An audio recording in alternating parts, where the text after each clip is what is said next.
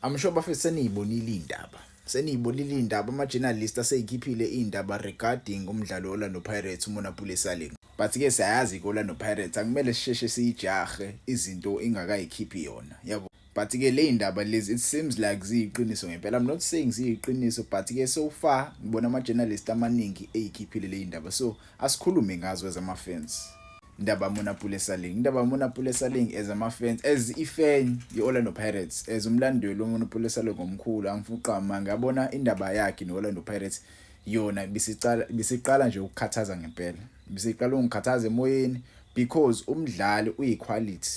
Last season we needed players last season because we were competing for a Champions League, we were competing for a league. He didn't see the need to help Orlando Pirates win the major tournaments we were playing last season. Yabo. So uthando lwami laMonapule Saling for me liphele kakhulu last season because umjida bengimdinga kakhulu last season, but he didn't show up and help the team when we needed him the most. I'm sure there are some fans out there crying regarding udaba likaMonapule Saling. Kulabo kabangazi uMonapule Saling bafethu Orlando Pirates kuthiwa izoconfirma nominini regarding yena. Orlando Pirates yamlona to Orbit College. Orbit College ke is the second team Orlando Pirates. The reason why it is the second team Orlando Pirates, many players bebedlalela Orlando Pirates seke balona kwi-Orbit College, so it's like a second team Orlando Pirates vele. So umjida next season uyojoyina i-Orbit College on a loan.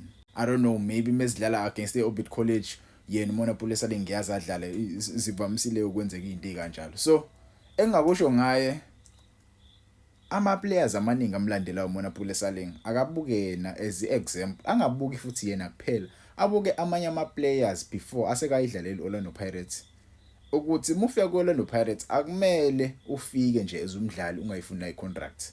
Kumele uyifunde i-contract yakho, ulande i-lawyer ezokufundela i-contract yakho, understand the process. Njengoba uyosayina i-team enkulu njenge-Orlando Pirates kumele u-understand. Deon Hotto, there was no problem when we signed with Deon Hotto.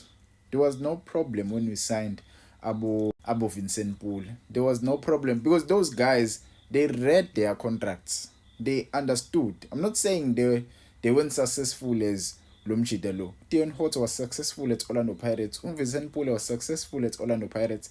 Thembinkosi Lorch, even though Thembinkosi Lorch at the end of his Orlando Pirates days, Umjida wayesexabana nama-teammates, he wanted to leave Orlando Pirates. It's not because he was earning amakinati. Umjida wayena kahle ku-Orlando Pirates even though number 2, number 1 kwakubani ulomjida lo Deon Hotto yabo. So ishiya Monapule Saling umjida washaya ukufunda i-contracts ikona nje engakusho and ukuthatha kancane ukhoza is one of the respected names in the football industry. So ukuthatha kancane institution njenge-Orlando Pirates lokho mfethu angifuqa amanga kubukele phansi umuntu ohlonishwayo.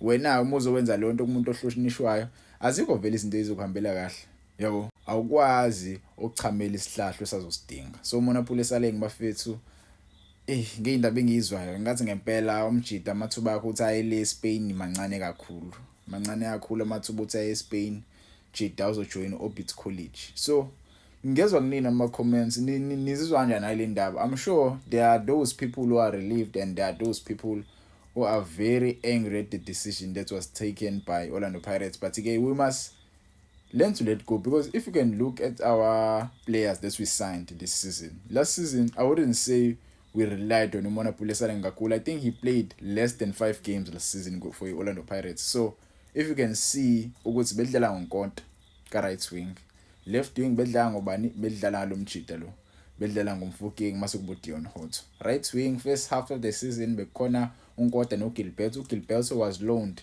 back to iPetro de Luanda, so wadlala yedwa uNkota kuleya position, ubemsiza uMaswangayi benodlamini here and there yabo, kubuye kufakwe noShando futhi. But ke uNkota uyena beyidominator leya position. So Orlando Pirates into eyenzile kuleli wind ilande abadlali abazofike basize uNkota kuleya position yabo, elanda bani uTsepang Moremi umdlali obedlalela amaZulu, a very talented winger ekwazi ukutake on ama-defender edlala kuleya position yabo. Uyakwazi ukudlala ka left, uyakwazi ukudlala ka right, so uzofika amsize kahle lapha uNkota.